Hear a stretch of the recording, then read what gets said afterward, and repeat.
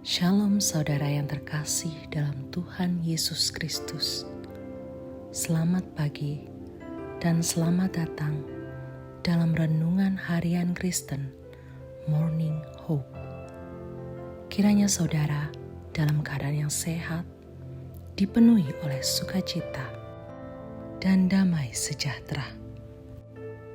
Hari ini kita akan merenungkan kebaikan Tuhan dalam hidup kita melalui firman Tuhan, dan kiranya firman Tuhan senantiasa menjadi kekuatan kita dalam memulai dan melakukan segala kegiatan kita di sepanjang hari ini.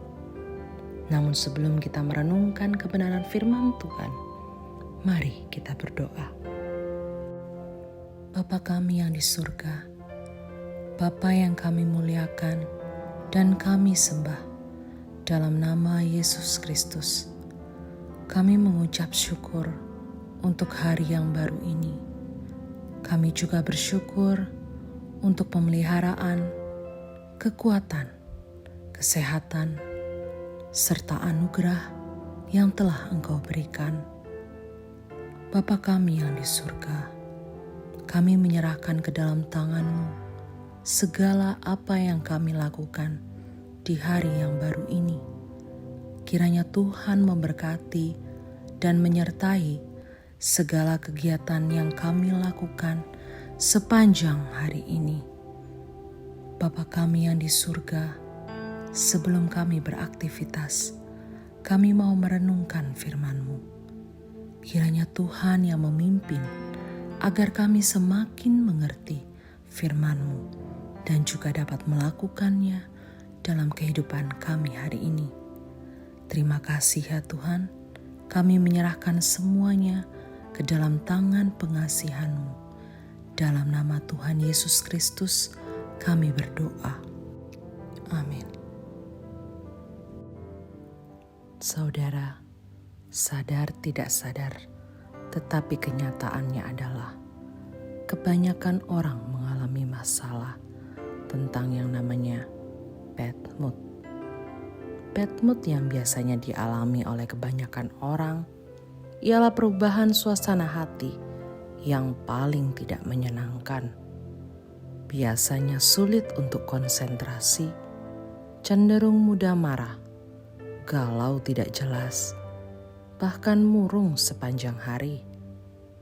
Nah, yang perlu kita ketahui bahwa masalah bad mood yang tidak pandang usia, mulai dari anak kecil sampai ke orang dewasa, pasti pernah mengalami hal yang sama.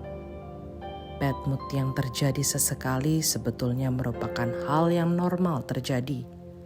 Akan tetapi, jika bad mood dirasakan sangat sering atau merasa seringkali adanya perubahan suasana hati yang tidak baik, maka hal ini menjadi masalah berat dalam kehidupan pribadi seseorang. Bahkan bisa merugikan diri sendiri. Juga bisa menurunkan kualitas hidup. Suasana hati yang buruk bisa mengganggu hubungan kita dengan orang lain. Saudara, suasana hati yang buruk tidak dapat dibiarkan begitu saja. Karena hal ini bisa saja membuat seseorang depresi, bahkan merasa terbeban berat dalam menjalani kehidupan sehari-hari, bahkan sangat sulit untuk mengucap syukur dan kata sukacita sangat jauh dalam kehidupannya. Untuk mengatasi hal ini, kebanyakan orang di luar sana, hal termudah yang biasa mereka lakukan untuk menghilangkan suasana hati yang buruk adalah dengan melakukan suatu hal yang membuat mereka bahagia. Nah, bagaimana dengan kita, orang percaya? Apakah kita terus berlarut-larut dalam suasana hati yang buruk? Tentu tidak.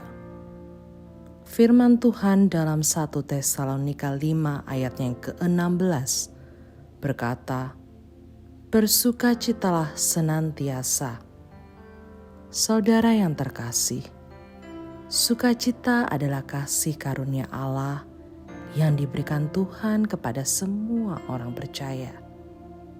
Dalam nats ini mengajarkan atau mengingatkan kita bahwa dalam keadaan apapun, sehat, sakit, miskin, kaya, baik dan buruk, kita tidak punya alasan untuk tidak bersukacita kepada Tuhan.